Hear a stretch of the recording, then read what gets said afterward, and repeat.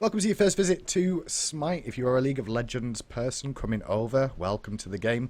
First of all, this is the glorious map you will get used to seeing. Obviously, you'll probably see stuff like, you'll see all the trees like this, but I'm just going to cut the trees down for now, give you an overview of the map and what it's all about. So, bring your knowledge from League of Legends over. A lot of things are very, very similar between the two games. First of all, there's still 3 lanes. There's still the main objective of killing the final boss at the end. You'd call it a Nexus, we call it a Titan. Then there's also the inhibitors, but in this game they're called Phoenixes, which if you bring them down, as you can see, they look like a Phoenix. If you bring them down, they do spawn fire minions, which are the same as super minions. Minions still push down the lane. There's still a jungle, a bit more variety in the jungle. Then League of Legends, everything gives a buff. Well, most stuff gives a buff, and there's a few neutral camps as well. Now, as you can see, the slight differences between League of Legends and Smite is the tower radius differences. This is the class as the solo lane. The reason it's the class as a solo lane is the one shorter distance between the two towers. If you can see where my mouse cursor is here, the distance between these two towers is a lot shorter than it is between these two towers. So the short lane generally has one person in it, at least at the moment. The meta is always changing, so keep up to date with that. Things may change. And in the longer lane, this is generally the duo lane.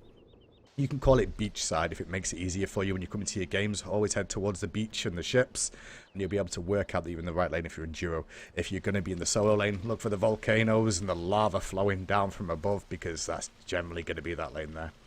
And then in the middle lane, pretty much what you'd expect is mid lane.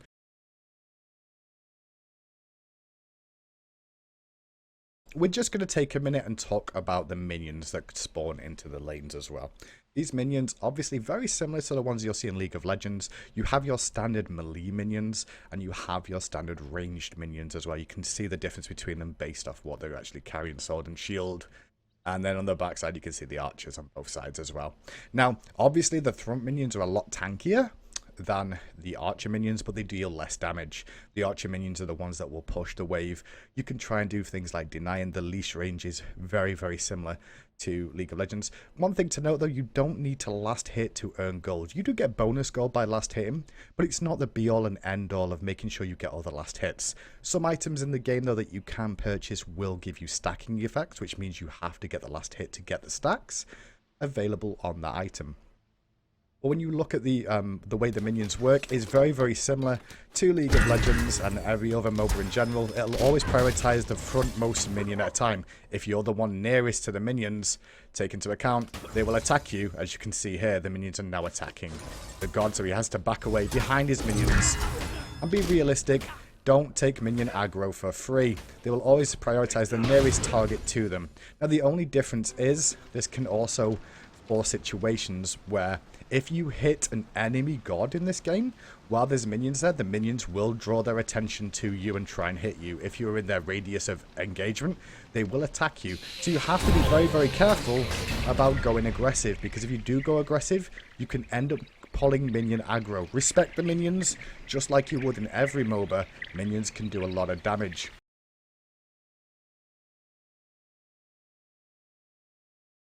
Now, in terms of towers, towers are very, very similar once again.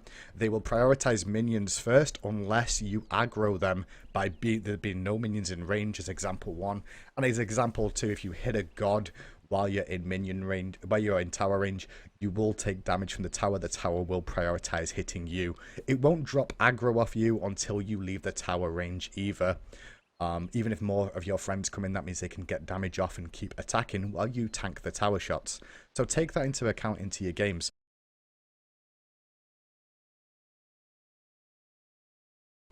So let's talk through the buffs quickly. We have the purple buff on this side of the map. The purple buff, as you can see, sorry, as well, all the buffs are identical on the same side of the map as each other, just to point that out. But purple buff rather, is going to be an attack speed buff plus some power as well included on it. And that's basically going to spawn every 5 minutes, and generally that's the long lane, which we'll go to later. The red buff, that gives some power, and it's going to be available to you once again. And then across this side of the map is a yellow buff. As you can see by the symbol, it looks like a little fast forward symbol. Well, that's because it's a speed buff. It gives you mobility, lots of speed, very, very useful, mainly for the junglers for their faster rotations. And finally the blue buff, which gives you regeneration. So mana regen, which is one of those things that everybody loves to have.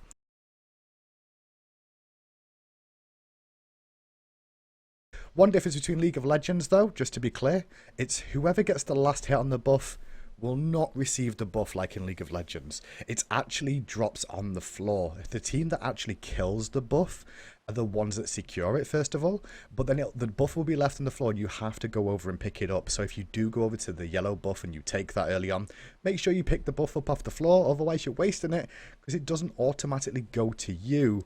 It allows for, you know, junglers to drop buffs and give them to teammates. If a buff does land on the floor, it will stay on the ground for 30 seconds. So you do have some time to go back and pick it up. A little bit of counterplay on like dropping a blue buff, going to lane, pushing out, then coming back and picking up the blue for when you need that mana again for regenerative purposes.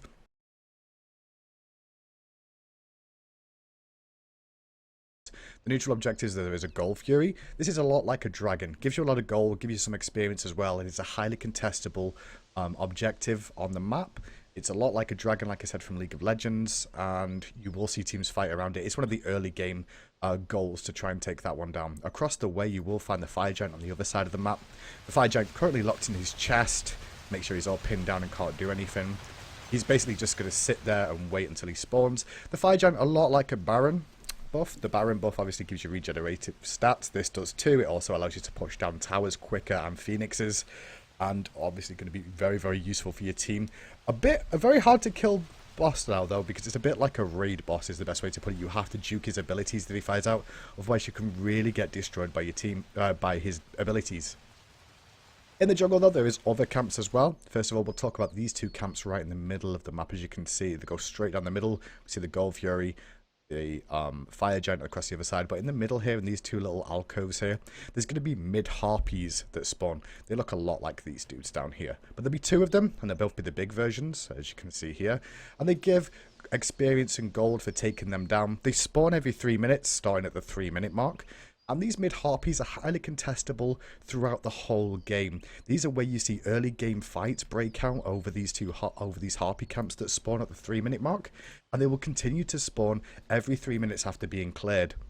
If you clear a camp, what will happen is it will immediately go on cooldown and then refresh. These ones spawn every 3 minutes and these ones every 5. There's also some back harpies as well. These don't give any buffs, they just give some experience and gold and have a shorter cooldown on respawning as well.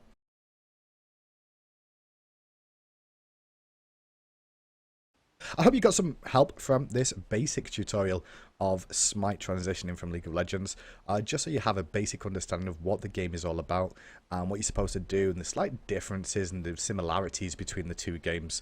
Remember though, everything in this game is a skill shot and your autos have to be aimed every single time. Also remember that you can't see behind you on this unless you look at the mini-map, and if you don't have vision, you can get crept up on quite quickly. One of the reasons a lot of people like this game is because of the fear of being ganked, because you have to be very map aware and you can't see behind you. Good luck in your games though. I hope you enjoyed the game. If you have any questions, leave feedback in chat below and I will try and answer your questions if you have some.